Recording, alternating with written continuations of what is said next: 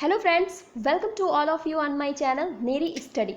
Guys, आपके लिए जो आज का सेशन है वो बहुत ही इम्पॉर्टेंट है और आज का सेशन रिलेटेड है भारत के राष्ट्रपति से, क्योंकि आज हम डिस्कस करने जा रहे हैं भारतीय संविधान का एक बहुत ही इम्पॉर्टेंट टॉपिक जो कि है भारत का राष्ट्रपति। कि भारत के राष्ट्रपति की भारत में क्या स्थिति है, किस प्रकार से उनकी शक्तियाँ हैं, तो इन सभी प्रश्नों को आज हम यहाँ पर डिस्कस करेंगे। आपने अगर इस चैनल को अभी तक सब्सक्राइब नहीं किया है तो प्लीज़ तुरंत इसे सब्सक्राइब करें और ज़्यादा से ज़्यादा वीडियोस को शेयर करते रहें। बस आपसे रिक्वेस्ट है कि आप वीडियो को लास्ट तक ज़रूर देखें। और ये 9th सेशन है, ये भारतीय संविधान का 9th सेट है, तो इससे पहले 8 सेट और कराए जा चुके हैं। आपने अगर अभी तक उन्हें नहीं देखा है तो प्लीज़ उन्हें रिविज़न के लिए ज़रूर देखें। सो स्टार्ट करते हैं आज का हमारा सेशन। पहला क्वेश्चन कहता है कि संविधान का कौन सा अनुच्छेद कहता है कि भारत का एक राष्ट्रपति होगा। वो कौन सा अनुच्छेद है जिसमें ये कहा गया है कि भारत का एक राष्ट्रपति होगा। तो ऐसी बात कही गई है अनुच्छेद 52 में, आर्टिकल 52 में ऐसा कहा गया है कि भारत के लिए एक राष्ट्रपति होगा। अब इसमें क्या है कि जो भारतीय संविधान का भाग 5 है, क्योंकि भाग हैं, अनुसूचियां हैं, अनुच्छेद हैं, ऐसे ही जो संविधान में भाग 5 है इसमें संघ को वर्णित किया गया है कि इसमें संघ का वर्णन किया गया है। और उसमें भी भाग 5 के अध्याय 1 में, किसमें भाग 5 के अध्याय 1 में 52 से 78 तक अनुच्छेद 52 से 78 तक संघीय कार्यपालिका का वर्णन किया गया है। किसका? संघीय कार्यपालिका का, जिसमें कौन कौन होगा? जिसमें राष्ट्रपति होंगे, प्रधानमंत्री होंगे, उनकी मंत्रिपरिषद होगी और इसके साथ साथ भारत का महान्यायवादी भी इसी में शामिल होगा। तो इस प्रकार का वर्णन कहाँ किया गया है? भाग 5 में और अध्याय 1 में संघीय कार्यपालिका का वर्णन किया गया है। नेक्स्ट क्वेश्चन हम देखेंगे। नेक्स्ट क्वेश्चन है कि संघ की कार्यपालिका शक्ति किसमें निहित होती है। तो आपको पता होना चाहिए कि संघ की जो कार्यपालिका शक्ति है वो किसमें निहित होती है। तो इसका सही उत्तर है राष्ट्रपति। राष्ट्रपति में संघ की कार्यपालिका शक्ति निहित होती है। अनुच्छेद 53 ये कहता है, अनुच्छेद 53 के द्वारा ऐसा कहा गया है कि जो राज्य की कार्यपालिका शक्ति है वो किसमें निहित होगी? राष्ट्रपति में निहित होगी। और कार्यपालिकीय कृत्य, जो भी कार्यपालिकीय काम किए जाते हैं, जो भी जैसे कार्यपालिकीय कार्य किए जाएंगे, किसी देश के साथ कुछ समझौता करना है या कोई संधि करनी है, तो उन सभी पर किसके हस्ताक्षर होंगे? राष्ट्रपति के हस्ताक्षर होंगे और वो सभी राष्ट्रपति के नाम से किए जाएंगे। तो जितने भी जो भी कार्य हैं उन सभी के लिए उत्तरदायी कौन होगा? राष्ट्रपति होगा, क्योंकि कार्यपालिका शक्ति किसमें निहित है? राष्ट्रपति में निहित है। नेक्स्ट क्वेश्चन की तरफ चलेंगे। प्रश्न संख्या 3 कहता है कि भारत में कार्यपालिका का अध्यक्ष कौन होता है। अब आपसे पूछा जा रहा है कि कार्यपालिका का अध्यक्ष कौन होता है। भाई, पहले तो आपसे पूछा गया था कि कार्यपालिकीय शक्ति किसमें निहित है, लेकिन अभी आपसे पूछा जा रहा है कि कार्यपालिका का अध्यक्ष कौन होता है। तो कार्यपालिका का अध्यक्ष भी भारत का राष्ट्रपति ही होता है। कार्यपालिका का जो अध्यक्ष होता है वो भी राष्ट्रपति ही होता है, क्योंकि जो कार्यपालिकीय शक्तियां हैं वो किसमें निहित है? राष्ट्रपति में निहित है। और सारे जितने भी कार्यपालिकीय कार्य हैं वो भी राष्ट्रपति के नाम पर किए जा रहे हैं, इसीलिए कार्यपालिका का अध्यक्ष जो होता है वो राष्ट्रपति होता है। नेक्स्ट क्वेश्चन है कि भारत का राष्ट्रपति, अब भारत का राष्ट्रपति क्या होगा? क्या वो राज्य का प्रधान होता है या वो राज्य का प्रधान नहीं होता है या केवल सरकार का प्रधान होता है? सरकार से तात्पर्य जो केंद्र में सरकार चल रही है उससे है कि क्या वो केवल केंद्र का होता है या फिर राज्य और सरकार दोनों का प्रधान होता है। तो इसका जो सही उत्तर है वो है राज्य का प्रधान होता है। जो राष्ट्रपति होता है वो राज्य का प्रधान होता है। अब देखिए, अगर केंद्र की बात करें, सरकार की बात यहाँ पर हो रही है, तो केंद्र में सत्ता किसके पास होती है? प्रधानमंत्री के हाथों में होती है। और वास्तविक कार्यपालिकीय शक्तियाँ भी प्रधानमंत्री में ही निहित है, परंतु यहाँ पर राज्य का प्रधान राष्ट्रपति होता है, ना कि केंद्र का। तो राज्य और सरकारों दोनों का प्रधान राष्ट्रपति नहीं होता है, ये केवल और केवल राज्यों का प्रधान होता है। नेक्स्ट हम देखते हैं प्रश्न संख्या 5। भारत के राष्ट्रपति बनने के लिए उम्मीदवार की न्यूनतम आयु कितनी होनी चाहिए। यहाँ पूछ रहे हैं कि राष्ट्रपति का अगर कोई व्यक्ति उम्मीदवार बनना चाहता है, उम्मीदवार मतलब आप उस पद के लिए खड़े होना चाहते हैं चुनाव के लिए, तो आपकी न्यूनतम आयु कितनी होनी चाहिए। तो यहाँ पर जो इसकी योग्यताएं, राष्ट्रपति की जो योग्यताओं का वर्णन किया गया है वो आर्टिकल 58, आर्टिकल 58, अनुच्छेद 58 में राष्ट्रपति की कुछ योग्यताओं का वर्णन किया गया है और उसमें वहाँ पर साफ साफ लिखा है कि वो भारत का नागरिक हो और 35 वर्ष की आयु होनी चाहिए। 35 वर्ष की आयु से कम व्यक्ति का, जो जिसकी आयु 35 वर्ष से कम है, वो इस पद के लिए मान्य नहीं होगा। तो न्यूनतम आयु 35 वर्ष होनी चाहिए। परंतु संविधान में ये भी कहा गया है कि अधिकतम आयु के विषय में संविधान शांत है कि अधिकतम आयु कितनी हो सकती है ये नहीं कहा गया। तो कितनी भी आयु का व्यक्ति बन सकता है राष्ट्रपति, पर न्यूनतम आयु उसकी 35 वर्ष होनी चाहिए। नेक्स्ट क्वेश्चन की तरफ चलते हैं। प्रश्न संख्या 6। आप लोग कमेंट ज़रूर करा करिए कि आपको प्रश्न कैसे लगे, या कोई अगर डाउट रह जाता है तो प्लीज़ मुझे ज़रूर बताया करिए, तो वीडियो को शेयर भी करते रहा करिए। तो 6th क्वेश्चन कहता है, एक व्यक्ति राष्ट्रपति पद के लिए अधिकतम कितनी बार निर्वाचित हो सकता है। अब ये प्रश्न हमारे लिए बहुत ही महत्वपूर्ण है कि कोई व्यक्ति जो भारत का राष्ट्रपति पद पर बैठा हुआ है या राष्ट्रपति बनना चाहता है, तो वो एक ही पद पर कितनी बार निर्वाचित हो सकता है। इसका सही उत्तर है कि कोई स्पष्ट प्रावधान नहीं किया गया है। आप भूल कर भी 2 या 1 बार या 3 बार नहीं लगा कर आएंगे, ये सारे ही उत्तर बिल्कुल गलत हैं। जो सही उत्तर है कि कोई स्पष्ट प्रावधान भारतीय संविधान में इनके पद पे निर्वाचन से संबंधित वर्णित नहीं है कि कोई व्यक्ति कितनी भी बार चाहे तो वो इस पद पर बना रह सकता है। और अभी तक राजेंद्र प्रसाद जी ऐसे राष्ट्रपति रहे हैं जिन्होंने 2 बार अपना कार्यकाल पूरा किया था। तो क्या रहता है कि यहाँ ऐसी कोई संविधान में व्याख्या की ही नहीं गई कि कोई व्यक्ति कितनी बार राष्ट्रपति बन सकता है, जबकि अमेरिका के संविधान में देखा जाए तो वहाँ का राष्ट्रपति अपने पद पर सिर्फ और सिर्फ 2 बार राष्ट्रपति बन सकता है। जैसा कि आपने बराक ओबामा के केस में देखा होगा, अभी वो उनका हाल ही का रहता है, क्योंकि जो ट्रंप हैं उनसे पहले बराक ओबामा जी अमेरिका के राष्ट्रपति थे और वो लगातार 2 बार राष्ट्रपति बने, लगातार 2 बार राष्ट्रपति बने। तो अमेरिका में दे रखा है कि 2 बार एक ही पद पर रह सकते हैं, परंतु भारत में ऐसा कोई भी प्रावधान नहीं किया गया है। नेक्स्ट क्वेश्चन की तरफ चलते हैं। प्रश्न संख्या 7 कि भारतीय सशस्त्र सेनाओं का सर्वोच्च कमांडर कौन होता है। भारतीय सशस्त्र सेनाओं का सर्वोच्च कमांडर कौन होता है। तो ये सर्वोच्च कमांडर होता है भारत का राष्ट्रपति। ये सभी जितनी भी सेनाएं हैं, थल सेना, जल सेना, वायु सेना, इन सेनाओं का जो मुख्य सर्वोच्च कमांडर होता है वो राष्ट्रपति ही होता है। ऐसा कहा गया है अनुच्छेद 53 के 2 में ऐसा कहा गया है कि जो राष्ट्रपति होगा वो तीनों सेनाओं का अध्यक्ष होगा, तीनों सेनाओं का सर्वोच्च कमांडर होगा, और जो तीनों सेनाओं के अध्यक्षों की नियुक्ति है वो भी राष्ट्रपति ही करेगा। जो भी तीनों सेनाओं के अध्यक्ष होंगे उनकी नियुक्ति भी राष्ट्रपति के द्वारा की जाएगी। परंतु क्या होता है कि राष्ट्रपति की ये जो शक्ति है उसका प्रयोग, जब राष्ट्रपति इसका प्रयोग करता है तो इसका प्रयोग की जो है संसद विधि बनाकर इसकी जो ये शक्ति है इसको सीमित कर सकती है। तो वो अपनी इस शक्ति का प्रयोग करने के लिए, मतलब तीनों जो अध्यक्ष हैं उनको चुनने के लिए स्वतंत्र रूप से कार्य नहीं कर सकते। राष्ट्रपति की संसद द्वारा विधि बनाकर इस पर भी सीमितता का एक प्रावधान किया गया है कि संसद विधि बनाकर राष्ट्रपति की इस शक्ति को भी सीमित कर सकती है। नेक्स्ट क्वेश्चन की तरफ हम चलते हैं। प्रश्न संख्या 8 कि प्रश्न संख्या 8 कहता है कि राष्ट्रपति अपना त्याग पत्र किसे सौंपते हैं।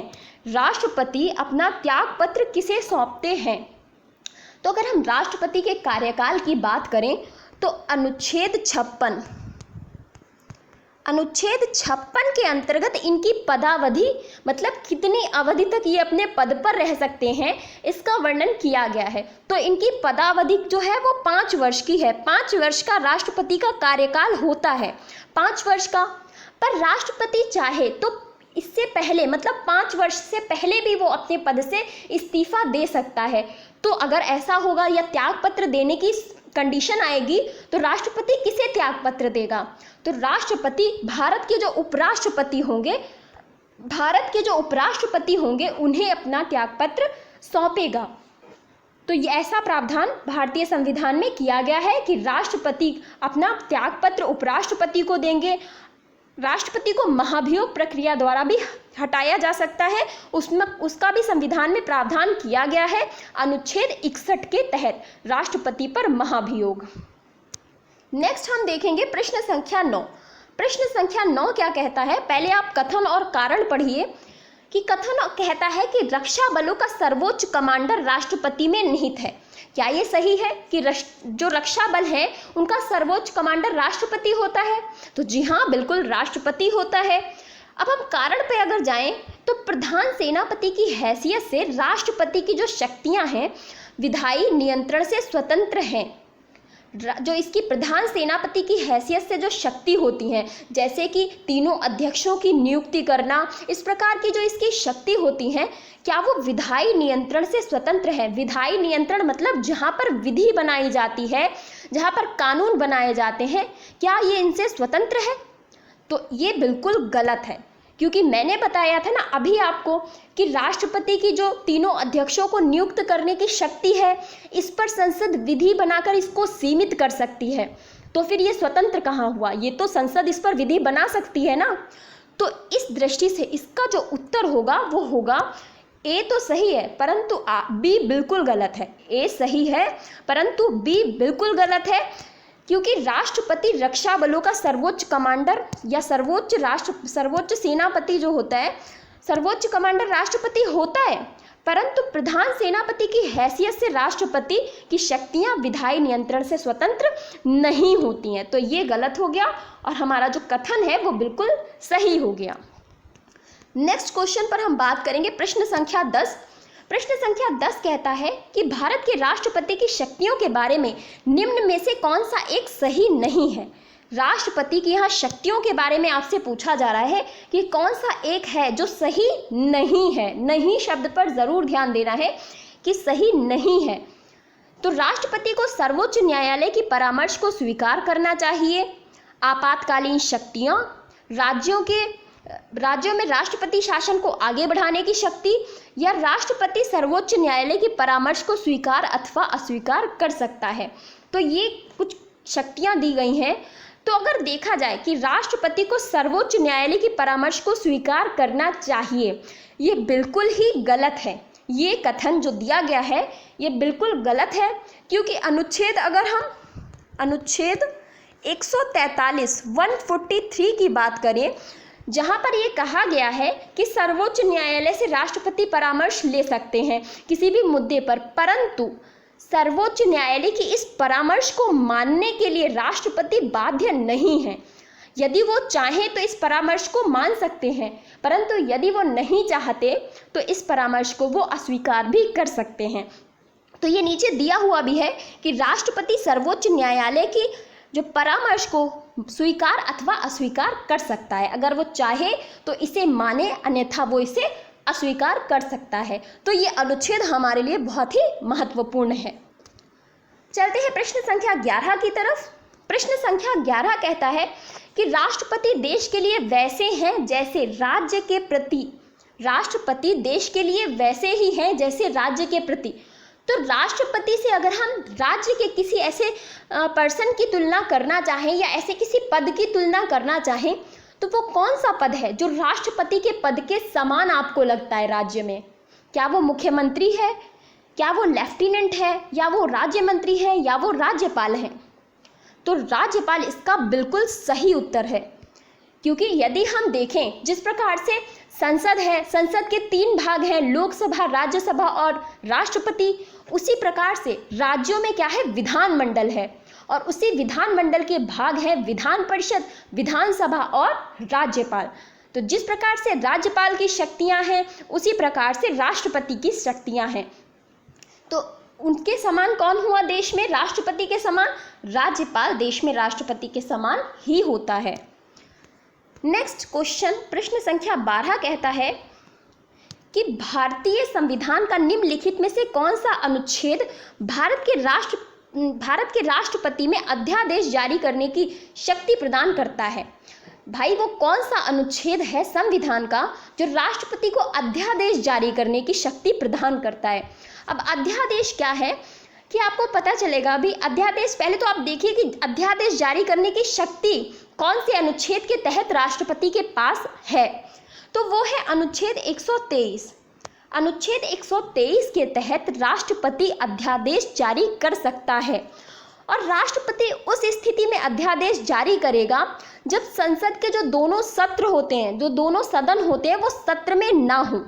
जब दोनों सदन सत्र में ना हो और राष्ट्रपति को ऐसा विश्वास हो जाए कि परिस्थितियां, मतलब अभी ऐसी कोई परिस्थितियां उत्पन्न हो गई हैं जो सही नहीं है, तब राष्ट्रपति ऐसा अध्यादेश जारी करेगा।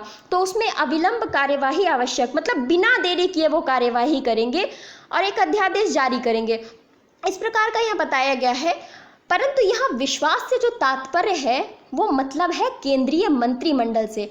केंद्रीय मंत्रिमंडल को ये विश्वास हो जाए, क्योंकि राष्ट्रपति एक प्रतिनिधि के रूप में काम करता है। जो भी काम मंत्रिमंडल करने को बोलता है वो उसे करता है। ये जो अध्यादेश जारी करने की शक्ति होती है वो राष्ट्रपति की वैवेकीय, मतलब इसको कह सकते हैं कि वो अपने विवेक से ये शक्ति का प्रयोग नहीं करता है। अध्यादेश अपने विवेक से वो जारी नहीं करता है। ये केंद्रीय मंत्रिमंडल का सारा जो रहता है, पीछे से बैकग्राउंड में केंद्रीय मंत्रिमंडल कार्य करता है और सामने कार्यपालिकीय शक्तियां प्रधान कौन है, तो राष्ट्रपति है। तो वही आपको बताया जा रहा है कि अनुच्छेद 123 के तहत अध्यादेश जारी करता है राष्ट्रपति, वो भी ऐसी परिस्थिति में जब संसद के दोनों सदन सत्र में ना हो। नेक्स्ट क्वेश्चन, राष्ट्रपति द्वारा जारी एक अध्यादेश संसद के सत्र प्रारंभ होने के बाद कितने समय तक रखा जाना आवश्यक है। राष्ट्रपति द्वारा जारी अध्यादेश संसद के सत्र प्रारंभ होने के बाद कितने समय तक रखा जाना आवश्यक है। इसका सही उत्तर है 6 सप्ताह तक रखा जाना आवश्यक है। जब भाई इसने अध्यादेश कब जारी किया, जब दोनों सदन सत्र में नहीं थे, परंतु जब दोनों सदनों के सत्र प्रारंभ हो गए तो वो अध्यादेश दोनों सदनों में रखा जाएगा, दोनों सदनों में रखा जाएगा। फिर 6 सप्ताह तक अगर उसको मतलब पास वो हुआ तब तो वो आगे बढ़ेगा, अगर ऐसा नहीं हुआ तो 6 सप्ताह की अवधि इसमें होती है और 6 सप्ताह के भीतर ही दोनों सदनों द्वारा इसका अनुमोदन नहीं कर दिया जाता है तो ये प्रवर्तन में फिर नहीं रहेगा, मतलब ये अपने आप समाप्त हो जाएगा, फिर ये जारी आगे नहीं रहेगा। तो 6 सप्ताह के भीतर इसको पास मिलना ज़रूरी है, मतलब दोनों सदनों से ये आगे बढ़ना ज़रूरी है। नेक्स्ट हम बात करेंगे प्रश्न संख्या 14 कि भारतीय संविधान का कौन सा अनुच्छेद राष्ट्रपति को उच्चतम न्यायालय से परामर्श करने की शक्ति प्रदान करता है। मोस्ट इंपॉर्टेंट प्रश्न, बहुत बार परीक्षा में पूछा गया है कि वो कौन सा अनुच्छेद है जो उच्चतम न्यायालय से परामर्श करने को राष्ट्रपति को एक शक्ति प्रदान करता है। तो अभी मैंने बताया था अनुच्छेद 143, अनुच्छेद 143, आर्टिकल 143 के तहत राष्ट्रपति को ये पावर दी गई है कि वो उच्चतम न्यायालय से परामर्श कर सकता है किसी भी विषय पर, परंतु वो उच्चतम न्यायालय की इस परामर्श को मानने के लिए बाध्य नहीं है। याद रखिएगा, मानने के लिए वो बाध्य नहीं है। नेक्स्ट क्वेश्चन प्रश्न संख्या 15 कि भारत के राष्ट्रपति चुने जाने वाले प्रथम गैर कांग्रेसी उम्मीदवार कौन थे। प्रथम गैर कांग्रेसी उम्मीदवार आपसे पूछे जा रहे हैं, तो इसका सही उत्तर है बीवी गिरी।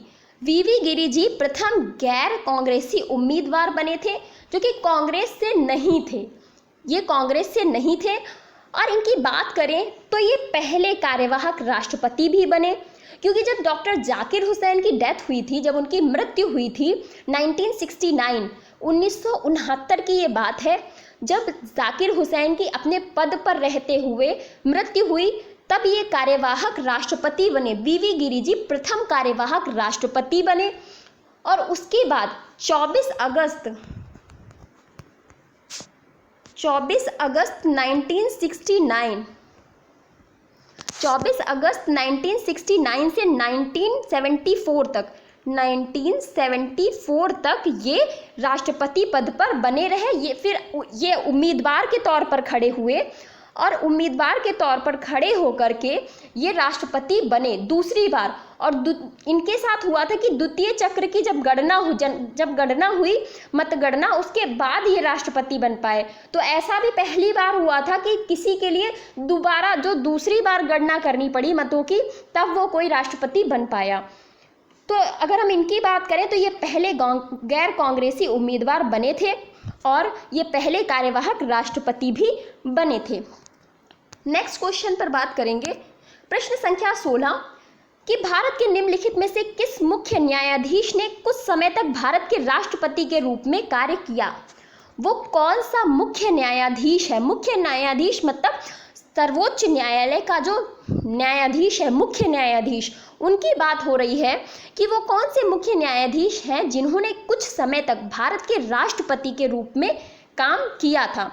तो इनका नाम था न्यायमूर्ति एम हिदायतुल्ला। न्यायमूर्ति एम हिदायतुल्ला ये सर्वोच्च न्यायालय के मुख्य न्यायाधीश थे जिन्होंने कुछ समय तक राष्ट्रपति के पद पर काम किया था। क्योंकि जब राष्ट्रपति की मृत्यु हुई तब उपराष्ट्रपति का पद भी खाली हो गया। तो ऐसी परिस्थिति में क्या होता है, अगर किसी राष्ट्रपति की अचानक से मृत्यु हो जाती है या वो अपने पद को त्याग देते हैं तो उपराष्ट्रपति उसके कृत्यों का निर्वहन करते हैं। और अगर उपराष्ट्रपति भी नहीं है तो भारत के सर्वोच्च न्यायालय का मुख्य न्यायाधीश राष्ट्रपति के कृत्यों का निर्वहन करेगा। ऐसा संविधान में प्रावधान किया गया है। नेक्स्ट क्वेश्चन पर हम चलते हैं, प्रश्न संख्या 17। संविधान के किस अनुच्छेद के अंतर्गत राष्ट्रपति संघीय मंत्रिपरिषद की सलाह मानने के लिए बाध्य है? कि संविधान का वो कौन सा अनुच्छेद है जिसके अंतर्गत राष्ट्रपति संघीय मंत्रिपरिषद, मतलब जो मंत्रिपरिषद है, संघ की मंत्रिपरिषद, उसकी सलाह मानने के लिए बाध्य है? तो इसका जो सही उत्तर है कि वो कौन सी है, इसका सही उत्तर है अनुच्छेद 74 आर्टिकल 74, जिसमें कहा गया है कि केंद्रीय मंत्रिपरिषद की सलाह मानने के लिए राष्ट्रपति बाध्य है, कि सलाह देने के लिए मंत्रिपरिषद एक राष्ट्रपति के पास होगी जो उसको सलाह देगी और राष्ट्रपति को उसकी सलाह माननी पड़ेगी। जबकि अगर हम बात करें अनुच्छेद 75 में क्या कहा गया है, तो इसमें जो भी मंत्री हैं, जो भी संघ के मंत्री हैं, उनसे संबंधित उपबंध किया गया है। अनुच्छेद अगर हम 85 की बात करें तो ये संसद के जो सत्र है, सत्रावसान और विघटन से संबंधित हैं। तो ये कुछ महत्वपूर्ण से अनुच्छेद हैं जिनको आपको याद रखना ही पड़ेगा। आगे चलते हैं, प्रश्न संख्या 18 क्या कहता है कि भारत में राष्ट्रपति शासन से तात्पर्य राज्य में किसके शासन से है?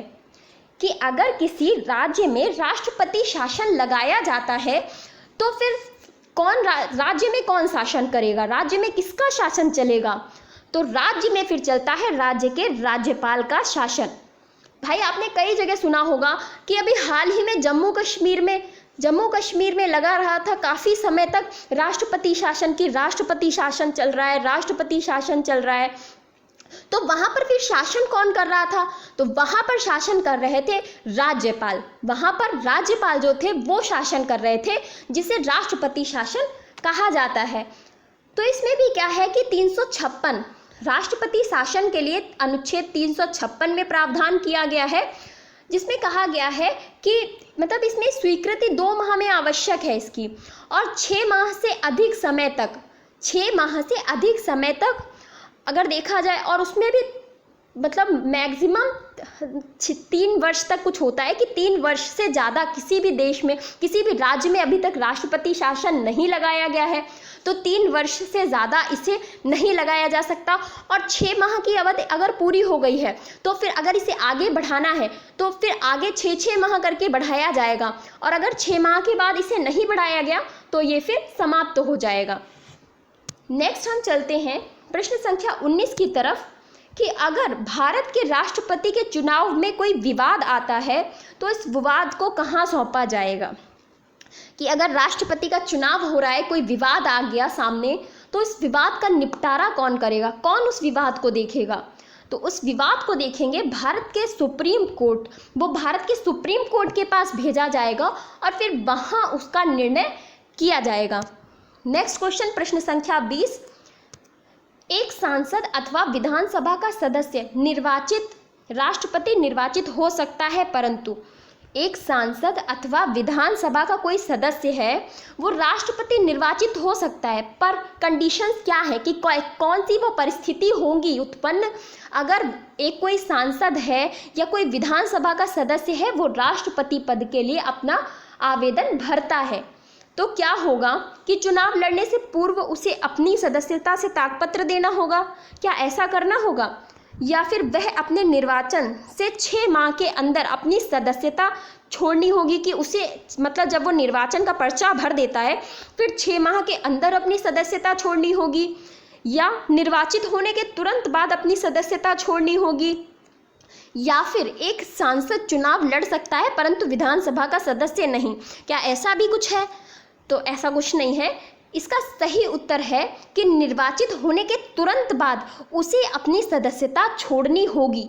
यदि कोई सांसद या विधानसभा का कोई भी सदस्य है वो राष्ट्रपति पद का चुनाव लड़ना चाहता है तो जिस दिन वो आवेदन भरेगा निर्वाचित होने के तुरंत बाद उसका पद रिक्त माना जाएगा और उसे अपनी वो विधानसभा की या सांसद की सदस्यता छोड़नी पड़ेगी।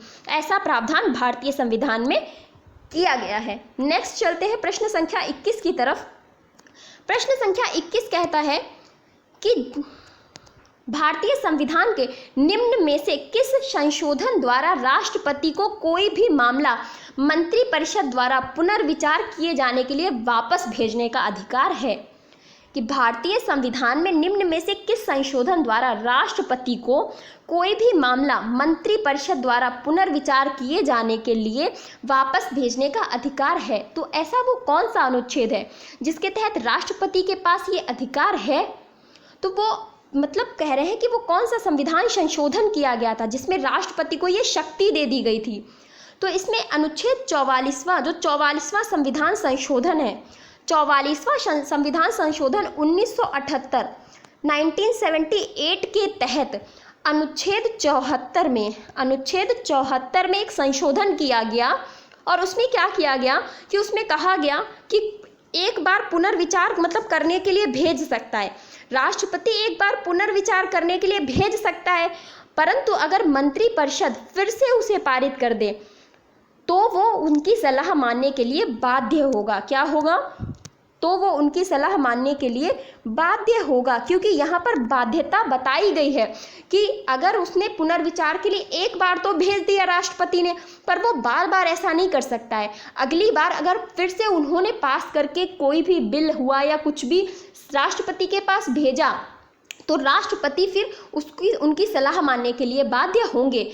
44वें संविधान संशोधन द्वारा 1978 में ऐसा प्रावधान भारतीय संविधान में जोड़ा गया। नेक्स्ट क्वेश्चन, प्रश्न संख्या 22 कि राष्ट्रीय आपातकाल में लोकसभा की अवधि, राष्ट्रीय अगर आपातकाल चल रहा है तो लोकसभा की अवधि से संबंधित क्या है प्रावधान कि ये नहीं बढ़ाई जा सकती? क्या ऐसा है? या जब तक आपातकाल रहे तब तक के लिए बढ़ाई जा सकती है या केवल 1 वर्ष के लिए बढ़ाई जा सकती है? और आखिर वाला कहता है कि आपातकाल की समाप्ति तक बढ़ाई जा सकती है लेकिन एक समय में केवल 1 वर्ष के लिए ही बढ़ाई जा सकती है। यहाँ कह रहे हैं राष्ट्रीय आपातकाल के समय। तो अगर राष्ट्रीय आपातकाल चल रहा है और लोकसभा की अवधि की बात आती है तो आपातकाल की समाप्ति तक ये बढ़ाई जा सकती है, लेकिन एक समय में केवल 1 वर्ष तक। आगे अगर प्रावधान होगा 1 वर्ष जैसे ही पूरा होने वाला होगा उससे पहले अगर आगे और बढ़ानी है तो इसे इसी प्रकार से इसी प्रक्रिया द्वारा 1 वर्ष के लिए और बढ़ा दिया जाएगा। तो ये प्रावधान किया गया है आपातकाल के दौरान। नेक्स्ट क्वेश्चन, प्रश्न संख्या 23। प्रश्न संख्या 23 कहता है कि संविधान असाधारण परिस्थितियों में राष्ट्रपति को राज्यपाल के कृत्यों का निर्वहन हेतु उपबंध कर सकता है। संविधान असाधारण परिस्थितियों में राष्ट्रपति को राज्यपाल के कृत्यों का निर्वहन हेतु उपबंधित कर सकता है। तो ऐसा किस आर्टिकल के अनुसार किया जाता है? तो अनुच्छेद 160 के तहत ऐसा प्रावधान किया गया है कि राष्ट्रपति, अगर कोई परिस्थितियां विपरीत हैं तो उन विपरीत परिस्थितियों में राज्यपाल के कृत्यों का निर्वहन राष्ट्रपति के द्वारा किया जा सकता है, अनुच्छेद 160 के तहत। नेक्स्ट क्वेश्चन, प्रश्न संख्या 24 कि किसी राज्य में राष्ट्रपति शासन कितने समय के लिए रह सकता है? यहाँ पर आपसे मैक्सिमम पूछ रहे हैं कि कितने वर्ष तक रह सकता है किसी भी राज्य में राष्ट्रपति शासन।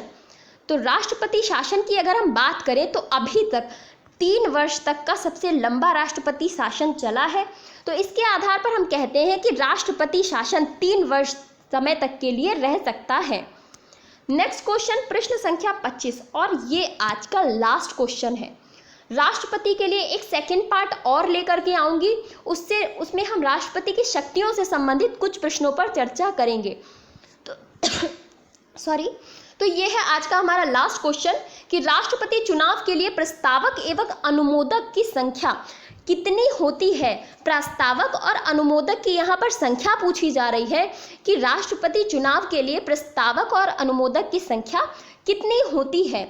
इनकी संख्या होती है 50-50, 50-50 इनकी संख्या होती है, 50-50, 50-50 इनकी 50 ही प्रस्तावक होने चाहिए और 50 ही अनुमोदक होने चाहिए राष्ट्रपति चुनाव के लिए। तो ये था आज का हमारा सेशन। कैसा लगा ज़रूर कमेंट बॉक्स में बताइएगा। वीडियो को ज़्यादा से ज़्यादा लाइक करिएगा और शेयर करिएगा। Thank you so much.